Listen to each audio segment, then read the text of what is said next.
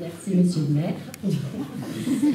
Alors, Madame la vice-présidente de la communauté de communes, chère Chantal, monsieur le maire, cher papa, monsieur Massacré, le représentant de madame la députée, madame Marceau, messieurs les représentants de la gendarmerie, monsieur le chef de centre, cher Francis, et mesdames et messieurs les sapeurs-pompiers, madame la principale du collège, chère madame Gaudy, monsieur le directeur de l'EHPAD, monsieur Pourageau, mesdames et messieurs les élus, mes maires, madame aussi l'ex-présidente de la CDC, chère Isabelle, mesdames et messieurs les présidents des associations et surtout chères Villeboisiennes et chers Villeboisiens. Donc je suis très heureuse de pouvoir enfin participer en tant que conseillère départementale à cette cérémonie des vœux, parce qu'effectivement depuis 2 ans nous n'avons pu nous réunir et c'est une joie de pouvoir le faire ensemble. Je vous présente donc à toutes et à tous mes meilleurs vœux pour cette année 2023. Avant tout, vous souhaitez à tous et à toutes et à tous une très bonne santé, car sans la santé, rien ne va. Donc c'est la première chose qui est la plus importante, mais aussi une année d'épanouissement, de concrétisation, de réalisation de vos projets personnels, professionnels, quels qu'ils soient, en tout cas tous les projets qui vous tiennent à cœur.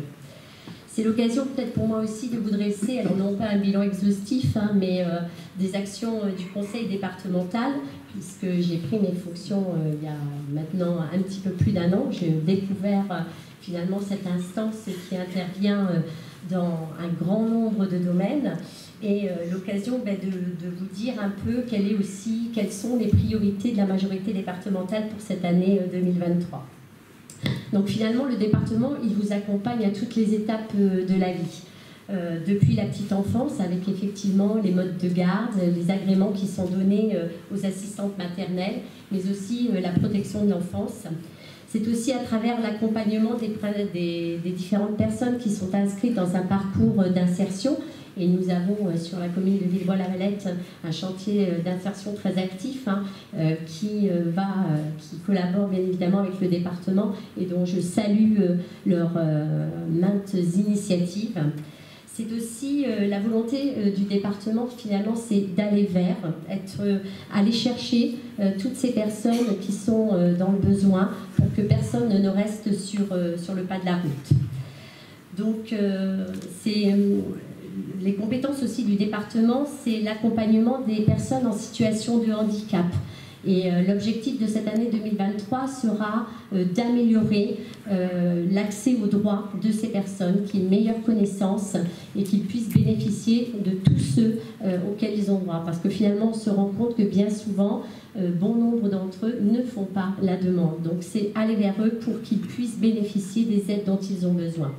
C'est aussi bien sûr pour nos aînés qu'ils vivent en établissement ou à domicile, leur permettre de pouvoir rester chez eux le plus longtemps possible, ou en tout cas aussi longtemps qu'ils le souhaitent, en disposant de logements adaptés à travers de nombreuses aides. Le département permet de refaire des salles de bain, d'aménager leur logement pour que leur soit facilité tout simplement leur vie.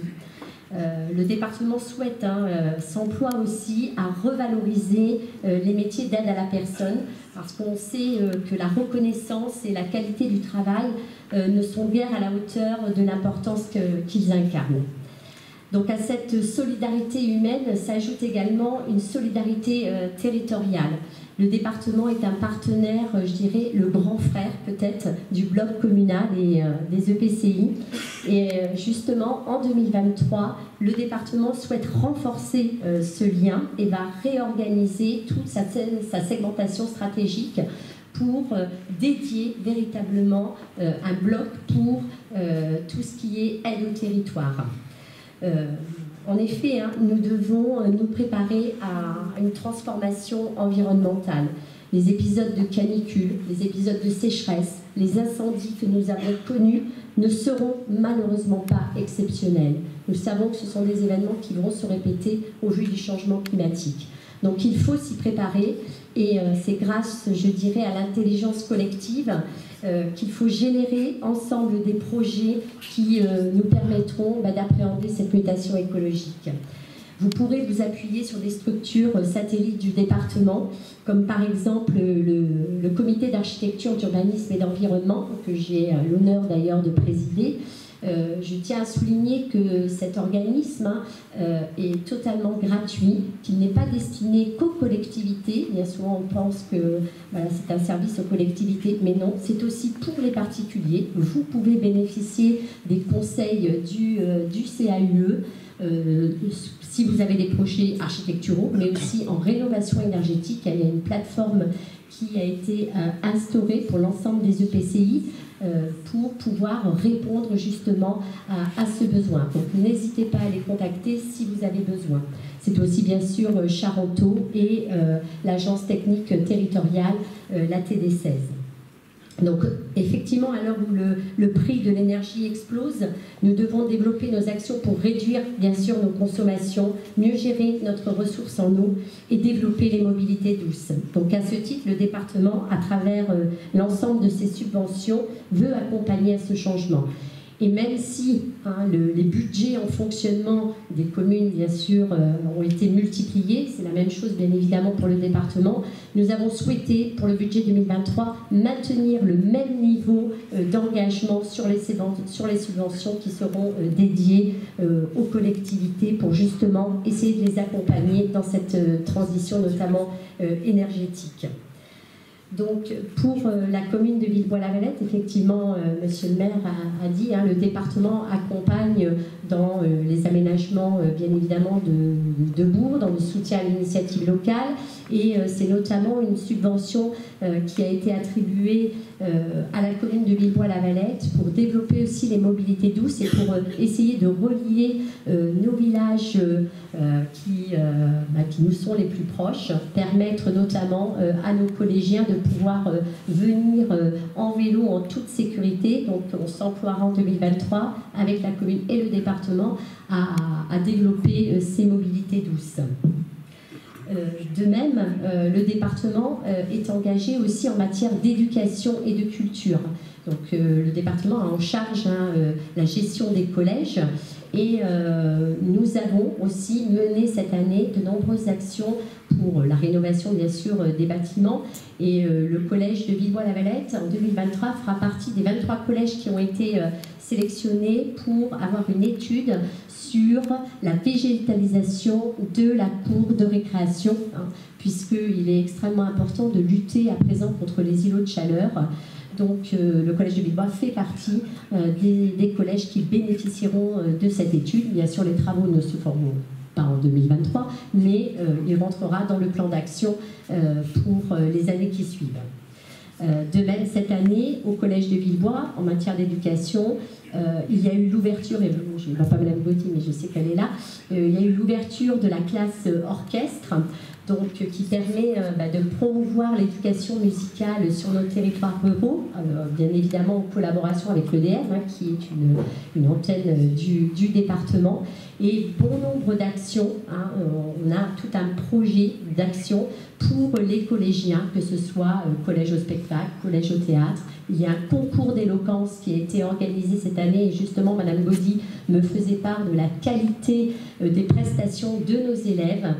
Encourager nos élèves justement à pouvoir s'exprimer, à prendre la parole, c'est extrêmement important. Et il y aura donc une finale départementale où nos élèves seront récompensés et valorisés.